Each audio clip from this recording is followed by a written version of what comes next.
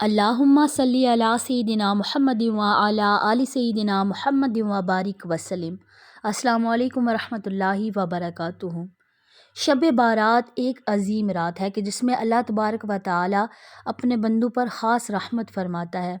اس video میں آپ کے ساتھ شیئر کروں گی انشاءاللہ تعالیٰ کہ شب بارات کی رات 5 ایسے اعمال، 5 ایسے کام جو ہر شخص کو ضرور کرنے چاہیے، اور اگر کوئی محروم رہ گیا تو وہ انسان پھر ساری زندگی بلکہ پورا سال وہ انسان پھر محروم رہے گا۔ اور اس رات میں تقدیر کے فیصلے کیے جاتے ہیں، اور اس رات میں انسان کی تقدیر میں جو کچھ لکھا جاتا ہے وہ اس رات میں لکھا جاتا ہے۔ 5 کون سے اعمال ہیں، 5 ایسی کون سی باتیں ہیں کہ جو انشاءاللہ تبارک و تعالی ہمیں ضرور کرنی چاہیے آج کی ویڈیو میں انشاءاللہ تبارک و تعالی۔ یہ صرف شب بارات، اس میں اللہ تبارک و تعالیٰ کی طرف سے ہمارے لیے بڑی رحمتیں اور برکتیں نازل ہوتی ہیں۔ تو سب سے پہلا کام جو کرنا ہے، 5 کاموں میں سب سے پہلا کام کہ انسان سچی توبہ کرے، توبۃ النصوحہ، ایسی توبہ کہ جس کے بعد کوئی گناہ نہ ہو۔ اللہ تعالیٰ سے تمام گناہوں کی معافی مانگنی ہے، اور اللہ تعالیٰ سے یہ بھی توفیق انسان مانگے کہ اے اللہ، اگر اب میں نے توبہ کی ہے تو دوبارہ مجھے گناہ کی توفیق مت دینا، مجھے اپنے نیک کاموں میں اور اچھے کاموں میں لگائے رکھنا، اور مجھے اللہ تبارک و تعالیٰ تمام گناہوں والے اسباب کہ جس سے میرا ایمان ختم ہونے کا، ضائع ہو جانے کا خدشہ ہو، اور میرا رب مجھ سے ناراض ہو، ایسے کاموں سے اے اللہ مجھے دور رکھنا۔ اللہ تعالیٰ سے ایک پکا عہد کیا جائے۔ اور پھر دوسرا، ایک دفعہ انسان کوشش کرتا ہے، ہوتا مشکل ہے بڑا، لیکن انسان جب کوشش کرتا ہے تو پھر اللہ تعالیٰ خود ہی انسان کے دل میں وہ چیز، وہ گناہوں والی چیزوں سے انسان نفرت کرنے لگتا ہے۔ خود ہی نیچرلی انسان کی طبیعت ہی ایسی ہو جاتی ہے، سیٹ ہو جاتی ہے اللہ کی طرف سے کہ انسان کو گناہوں والے تمام کام ان سے نفرت ہونے لگتی ہے کسی کو بھی۔ تو انسان کی یا تو طبیعت میں عجیب پن آ جاتا ہے، دل کی کیفیت بدلنے لگتی ہے۔ اسی طرح تو جب انسان گناہوں سے دور ہونے لگتا ہے تو اللہ تبارک و تعالیٰ خود ہی انسان کی طبیعت کو ایسا کر دیتے ہیں کہ وہ گناہوں سے پھر دور ہٹنا شروع ہو جاتا ہے، خود ہی اسے گناہ سے نفرت ہونے لگتی ہے۔ وہی گناہ جو پہلے وہ بڑے شوق سے کیا کرتا تھا، لیکن جب اللہ تعالیٰ سے عہد ہو جاتا ہے، توبہ ہو جاتی ہے، اللہ پاک انسان کی مدد کرتے ہیں، لیکن شرط یہ ہے کہ پہلے اللہ تعالیٰ انسان کو آزماتا ہے، اور آزمائش کر کے اس کے بعد پھر انسان کو یہ چیز حاصل ہوتی ہے۔ نمبر 2 پر نفل نماز پڑھی جائے۔ نفل نماز میں اب لوگ پریشان ہو جاتے ہیں کہ ہم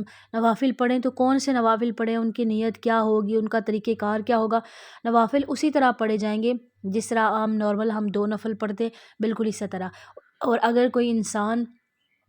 تہجد کی نماز قاضی ہے تو وہ اس میں بھی تہجد کے نفل پڑھے، اور اس کے علاوہ صلاۃ و تسبیح کی نماز پڑھے، اور بھی بہت سارے نوافل ہیں۔ مغرب کے بعد اوابین کے نفل ہیں، 6 نفل وہ پڑھے، اور باقی نماز میں جتنے بھی نوافل آتے ہیں سنتیں، وہ پوری نماز پڑھے۔ اور اس کے علاوہ فالتو ایکسٹرا اگر کوئی نفل پڑھتا ہے، لوگوں کو دیکھا ہے 100 نفل، ہزار نفل بھی ماشاءاللہ پڑھتے ہیں، تو وہ بھی ضرور انشاءاللہ تعالیٰ اس رات میں پڑھنے چاہیے۔ ایسا نہیں ہے کہ کوئی بندہ 100 نفل پڑھ رہا ہے تو وہ ایک ہی بار میں پڑھے گا، نہیں، بلکہ 10 نفل پڑھ لیے، اس کے بعد کچھ ذکر و اذکار کر لیا، کوئی کام کر لیا، اس کے بعد 10 پھر پڑھ لیے۔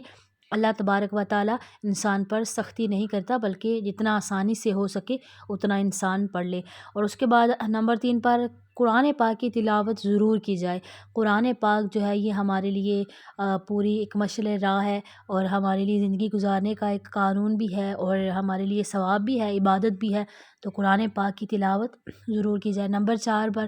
مرحومین کے لیے خاص طور پر دعا کی جائے، اور سنت سمجھ کر جو دنیا سے جا چکے ہیں لوگ، قبرستان جایا جائے، اور قبروں کی ضرور زیارت کی جائے، اور وہاں پر اپنی قبر کو اور اپنے منازل کو بھی یاد رکھا جائے۔ تو وہ جو قبر میں مرحومین ہیں ان کے لیے بھی خاص دعا کی جائے، یہ ان کے لیے بھی بڑی خاص رحمت والی رات ہوتی ہے۔ اس رات میں اللہ تعالیٰ جو مرحومین ہیں ان کی قبروں میں بھی روشنی عطا کرتا ہے، اور جو عذاب میں مبتلا ہوتے ہیں اللہ تعالیٰ ان کا عذاب کم کر دیتا ہے۔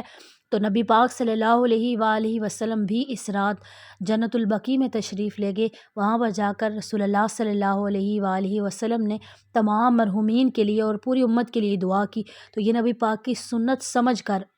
اس دن میں قبرستان کی زیارت کرنا، اور وہاں پر مرحومین کے لیے اور نبی پاک کی پوری امت کے لیے دعا کرنا، یہ تو نبی پاک کی پھر سنت ہے۔ ایک تو دعا مانگنے کا ثواب، مرحومین کی بھی بخشش، اور سنت سمجھ کر جو کرے گا وہ تو پھر سنت پر عمل کرنے کا الگ سے اس انسان کو ثواب ملے گا۔ نمبر 4 ہو گیا۔ نمبر 5 پر جو کسی سے دل میں کینہ نہ ہو، کسی بھی انسان کے لیے بغض کینہ یہ چیز نہ ہو، یعنی اگر کوئی آپ سے ناراض ہے یا آپ کسی سے ناراض ہیں تو کیا کریں، اپنے دل کو صاف کر کے اللہ تبارک و تعالیٰ جو ہے وہ اس کی انسان پر رحمت کرتا ہے کہ جو کسی انسان کے لیے اپنے دل میں کوئی بات نہیں رکھتا، اپنے دل کو صاف کر لیتا ہے۔ تو 5 یعنی کینہ اور بغض رکھنے والے اور والدین کے نافرمان، یہ 2 لوگ وہ بد نصیب لوگ ہیں کہ اس رات میں بھی ان کی اللہ تبارک و تعالیٰ عبادت کو قبول نہیں کرے گا اور بخشش بھی نہیں فرمائے گا۔ ہر عام و خاص کو اللہ تعالیٰ معاف کر دے گا، لیکن کینہ رکھنے والوں کو اور والدین کے نافرمان کو اللہ تبارک و تعالیٰ معاف نہیں کرے گا۔ یہ 5 کام ہیں جو ہمیں انشاءاللہ تبارک و تعالیٰ لازمی کرنے چاہیے، اور کچھ ایسی باتیں لوگ خود سے ایڈ کر لیتے ہیں، لائک قبروں پہ جائیں گے اور وہاں پر اصل مقصد ہوتا ہے دعا مانگنا، تو وہاں پر جا کر لوگ عجیب عجیب حرکتیں کر رہے ہوتے ہیں جو نہیں کرنی چاہیے۔ قبروں کے اوپر شربت بہانا یا کوئی کھانے والی چیز ڈال دینا، لوگ اکثر ایسا کرتے ہیں، اس سے کیا ہوگا، کوئی فائدہ نہیں ہوگا، کیڑے مکوڑے آتے ہیں اور پھر وہ قبر کے اندر چلے جاتے ہیں، قبر کو خراب کرتے ہیں اور اس طرح مرحومین کو تکلیف پہنچتی ہے۔ تو کوشش کی جائے کہ قبر کے اوپر کوئی بھی ایسی چیز نہ ڈالی جائے، نہ کوئی پانی وغیرہ۔ ہاں، پانی اس صورت میں ڈالا جائے کہ اگر قبر کچی ہے اور مٹی کو بٹھانے کے لیے کہ گرد و ہوا مٹی اڑا لے گی، تو پھر اس کو بٹھانے کے لیے، پکا کرنے کے لیے اس کے اوپر پانی کا چھڑکاؤ کیا جاتا ہے، تو وہ کر لینا چاہیے۔ لیکن یہ سوچنا کہ آج یہ بڑا دن ہے، محرم میں بھی لوگ ایسا کر رہے ہوتے ہیں، شب بارات پہ بھی ایسا کر رہے ہوتے ہیں، تو ایسا نہیں کرنا چاہیے۔ اور جو قبر کے اوپر چادر ڈالتے ہیں، چادریں قبر کے اوپر ڈال رہے ہوتے ہیں، تو قبر کے اوپر جو چادر ڈالے کوشش کی جائے کہ وہ سادہ چادر ہو، پھول بھی ڈال سکتے ہیں آپ اور چادر بھی ڈال سکتے ہیں، لیکن کوشش کی جائے کہ سادہ چادر ہو جس کے اوپر قرآن پاک کی کوئی بھی آیات یا درود پاک یا اللہ اور اس کے رسول کا نام نہ لکھا ہو، کیونکہ لوگ چادریں تو ڈال کے آ جاتے ہیں اپنی خوشی کے لیے اور کہتے ہیں کہ اچھا ہے ہم نے ڈالی ہے چادر، لیکن اس سے گناہ ہوتا ہے۔ جب بارش وغیرہ ہوتی ہے اور قرآن پاک کی وہ آیات مٹ جاتی ہیں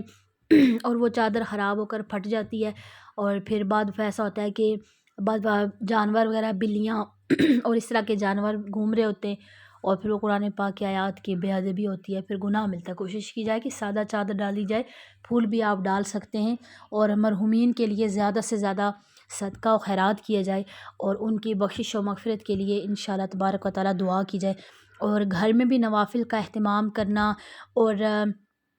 صدقہ و خیرات کرنا اور اللہ تبارک و تعالیٰ کے سامنے عاجزی کرنا، یہ انشاءاللہ تعالیٰ اس دن میں ضرور کیا جائے۔ کتنے ہی ایسے لوگ ہوں گے جو پچھلے سال شب بارات پر ہمارے ساتھ تھے لیکن اس سال شب بارات پر ہمارے ساتھ نہیں ہیں، اللہ پاک ان کی مغفرت فرمائے اور اللہ پاک ہمیں نیک اعمال کرنے کی توفیق عطا فرمائے۔ السلام علیکم ورحمۃ اللہ وبرکاتہ۔